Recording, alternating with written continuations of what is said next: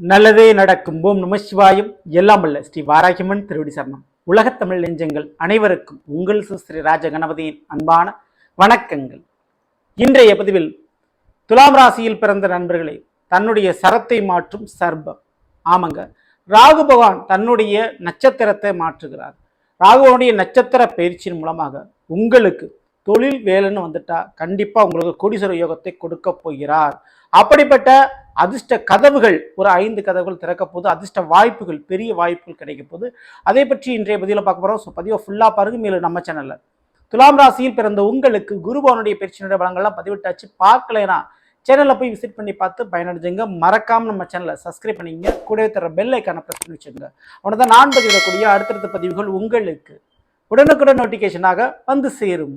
துலாம் ராசியில் பிறந்த நண்பர்களே, இந்த வருடம் உங்களுக்கு எப்படி இருக்குங்க அப்படின்னா, உங்களுடைய துளாராசியை பொறுத்த வரைக்கும் 5ஆம் இட கும்பத்தில் சனிவான் ஆட்சி பெற்று அமர்ந்திருக்கிறார். சனிவான் உங்களுக்கு யோகக்கார கிரகம்.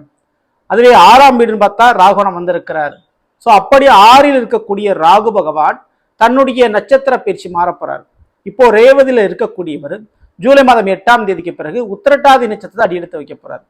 எல்லா கிரகங்களும் மேஷம் முதல் மீனம் வரை நோக்கி பயணிக்கும், நேர்மறையாக வலம் வரும். ஆனால் இந்த ராகு கேதுகள் மட்டும் எதிர்மறையாக வலம் வருவார்கள். அதனால தான் ரேவதி நட்சத்திரத்திலிருந்து பின்னோக்கி அடுத்து இருக்கக்கூடிய நட்சத்திரமான உத்திரட்டாதி நட்சத்திரத்துக்கு வராரு. ஸோ இப்படி எதிர்மறையாக வழக்கு வரக்கூடிய கிரகங்கள் மற்ற கிரகங்கள் கொடுத்த பலனை திருப்பி மாற்றி அமைக்கக்கூடிய வல்லமை படைத்தது. அப்படிப்பட்ட அந்த ராகு உத்திரட்டாதி நட்சத்திரத்தில் அடியெடுத்து வைக்க போறாரு. ஸோ உத்திரட்டாதி நட்சத்திரம் அப்படின்றது சனி பகவானுக்குரிய நட்சத்திரம். சனி எங்க இருக்கிறாரு? துலாமில், உங்களுடைய துலா ராசிக்கு 5ஆம் இட கும்பத்தில் இருக்கிறார்.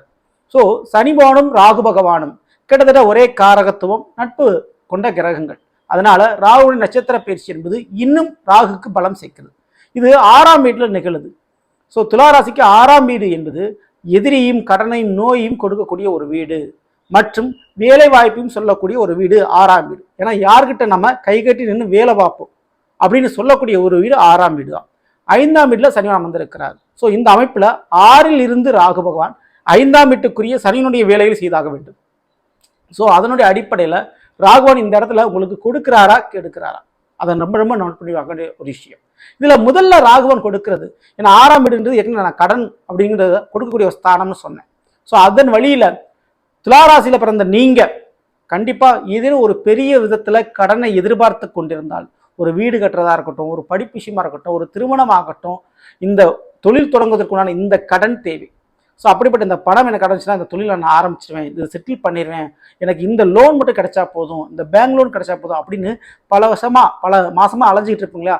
அப்படிப்பட்ட விஷயம் முதல் விஷயமாக உங்களுக்கு ரிலீஃப் ஆகுது. கண்டிப்பாக அந்த கடன் உதவி கிடைத்து கஷ்டத்துலேருந்து மீண்டு வருவீங்க, அந்த தொழிலை தொடங்கிடுவீங்க, இந்த வீடு கட்டி முடிச்சிருவீங்க, ஸோ திருமணத்தை நடத்தி முடிச்சிருவீங்க. அப்படிப்பட்ட ஒரு நிலைப்பாடை ராகுவன் கொடுக்குறாரு. ஸோ உத்திரட்டாதி நட்சத்திரத்தில் பயணிக்கிறதுனால, உத்திரட்டாதி நட்சத்திரம் சனிவானுக்கு நட்சத்திரம், சனிவான் 5ல் இருக்கிறாரு. அப்போ கண்டிப்பாக காதல், கல்யாணம், குழந்தைகள், ஸோ இந்த 3 உறவுகள் ரீதியாக இருக்கக்கூடிய பிரச்சனை ஒரு முடிவுக்கு வரும்.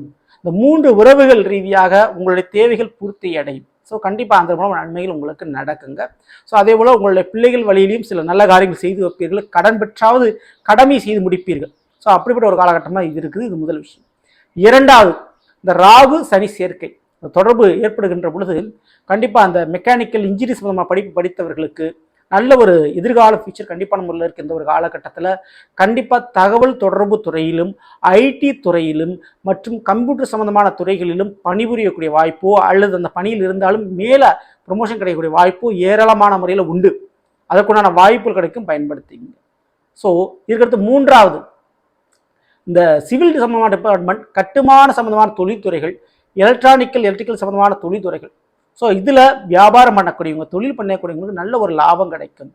ஸோ இடம் வாங்கி ரியல் எஸ்டேட் பண்ணுறீங்க, கன்ஸ்ட்ரக்ஷன் டிபார்ட்மெண்ட்டில் இருக்கீங்க, நல்ல ஒரு க்ரோத் லாபம் கிடைக்கும். இந்த ஹோம் அப்ளையன்ஸ் வச்சுருக்கீங்க, ஸோ எலக்ட்ரானிக் சம்பந்தமான பொருட்கள் விற்பனை வாங்குது போன்ற விஷயத்தில் நல்ல ஒரு கமிஷன், நல்ல ஒரு லாபங்கள் கிடைக்கும்.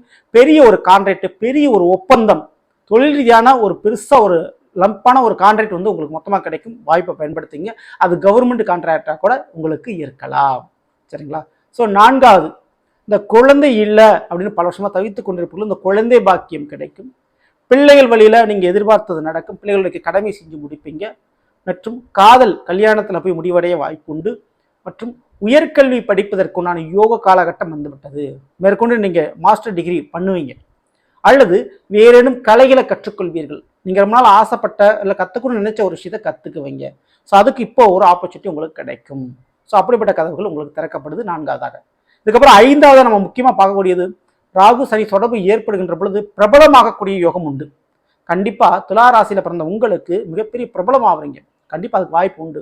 ஸோ சினிமா, சமூக வலைதளங்கள், ஊடகத்தலங்களில், அல்லது அரசியல் சம்பந்தமான பதவி வாய்ப்புகள், அல்லது வேலை பார்க்கக்கூடிய இடத்துல, அல்லது சொந்த பந்தங்கள் முன்னாடி கூட உங்களுடைய நேம் பெயர்ன்றது உயரும். ஸோ உங்களுடைய தேவை அவர்களுக்கு தேவைப்படும். அப்படிப்பட்ட ஒரு விஷயமா மாறப்போது. அதனால உங்களுடைய இமேஜும் மதிப்பும் மரியாதையும் கௌரவமும் உங்களுக்கு உயரும்.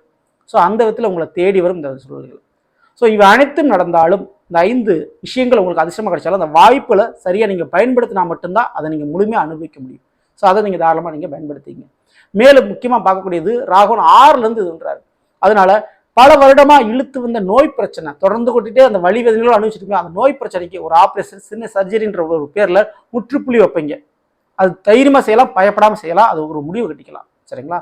இதற்கடுத்து பூர்வீக சொத்துக்கள், அசையாத சொத்துக்கள், அது நல்ல விதத்தில் ஒரு பாகப்பிரிவினை ஏற்படுறதுக்கு வாய்ப்பு நிறைய இருக்குது. அதையும் நீங்கள் தாராளமாக பயன்படுத்திக்கலாம். ஸோ இதற்கடுத்து மிக முக்கியமாக நம்ம பார்க்கக்கூடியது, இந்த ராகு பகவான் அமர்ந்திருக்கக்கூடிய 6ஆம் வீடு, எதிரிகள் சொல்லக்கூடிய ஒரு வீடு. ஸோ எதிரிகள் கண்டிப்பாக இந்த ஒரு நேரத்தில் அதிகமாவார்கள். எதிரிகள் வலுக்கிறதுக்கு வாய்ப்பு உண்டு. ஆனால் அதே நேரத்தில் எதிரிகள் ஏன் அதிகமாக உருவாகிறாங்க? உங்களுடைய வளர்ச்சி அந்த அளவுக்கு இருக்கும். அதனால் போட்டி பொறாமைகள் அதிகரிக்கும். அதனால் எதிரிகள் உருவாவார்கள். கொஞ்சம் அந்த விஷயத்தில் மட்டும் நீங்கள் ஜாக்கிரதையாக நீங்கள் இருக்கணும். கண்டிப்பாக உங்களுடைய வளர்ச்சியின் காரணமாக தான் அந்த போட்டி பொறாமைகளாக தான் எதிரிகள் இருப்பார்கள். ஸோ அதன் ரீதியாக கொஞ்சம் கவனத்தோடு நீங்கள் இருக்க வேண்டியது அவசியம், கட்டாயம். சரிங்களா? மற்றபடி நீங்கள் பயப்பட வேண்டாம். மேலும் இந்த 6ல் ராகுனுடைய நட்சத்திர பயிற்சி என்பது சனிவானுடைய காலிலிருந்து நடக்கிறதுனால கண்டிப்பாக அசையாத சொத்துக்களுடைய சேர்க்கை அதிகப்படியான முறையில் வரும். காதல், கல்யாணம் கைகூடி வரும். குழந்தைங்கள் விஷயத்தில் கொஞ்சம் ஸ்ட்ரெஸ் இருக்கக்கூடிய வாய்ப்புகள் உண்டு. பொறுப்புகளும் கடமைகளும் கொஞ்சம் அதிகரிக்கும்.